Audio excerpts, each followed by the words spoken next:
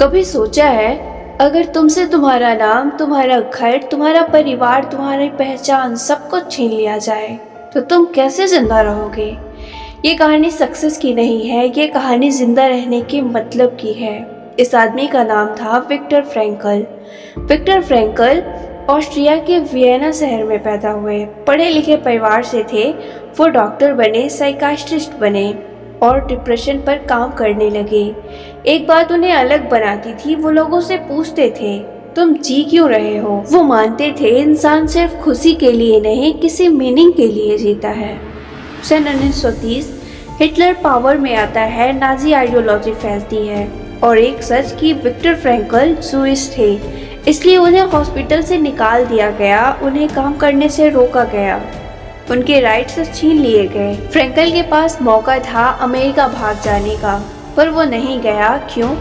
क्योंकि उसके माँ बाप ऑस्ट्रिया में थे और वो उन्हें अकेला छोड़कर नहीं जा सकता था। सन 1942 नाजी गवर्नमेंट ने जूस को कंसंट्रेशन कैंप्स में भेजना शुरू किया। फ्रैंकल का कोई क्राइम नहीं था, सिर्फ एक बात थी कि वो जूइश था। एक रात पुलिस आई, उसका घर तोड़ा, फैमिली को ट्रेन में भरा और ले जाया गया ऑस्विट्स कंसंट्रेशन कैंप, और यहीं से फ्रैंकल की जिंदगी बदल गई। कैंप पहुंचते ही कपड़े उतरवा लिए गए, बाल काट दिए गए, सामान छीन लिया गया। उसके हाथ से एक कागज गिरा जिसमें उसकी रिसर्च लिखी थी। वो कागज उसकी पूरी जिंदगी का काम था, वो भी छीन लिया गया।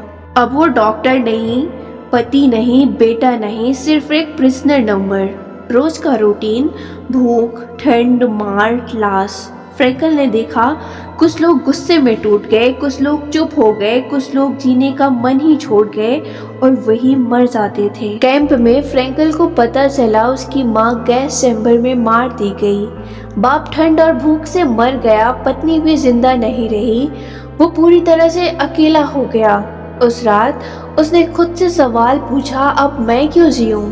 फ्रैंकल ने रियलाइज किया, मैं अपनी सिचुएशन चेंज नहीं कर सकता, पर मैं अपनी सोच बदल सकता हूँ। उसने देखा जिन लोगों के पास कोई वजह थी, माँ, याद, काम, सपना, वो जिंदा रहे।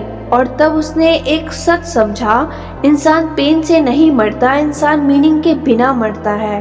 1945 कैंप खुले, फ्रैंकल जिंदा बचा, पर सब कुछ खो चुका था।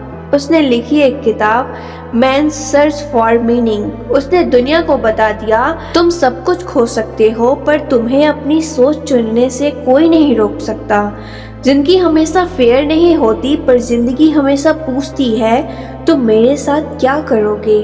और वही जवाब तुम्हें जिंदा रखता है। और जिस दिन दर्द का मतलब मिल जाए, उस दिन इंसान टूटना बंद कर देता है।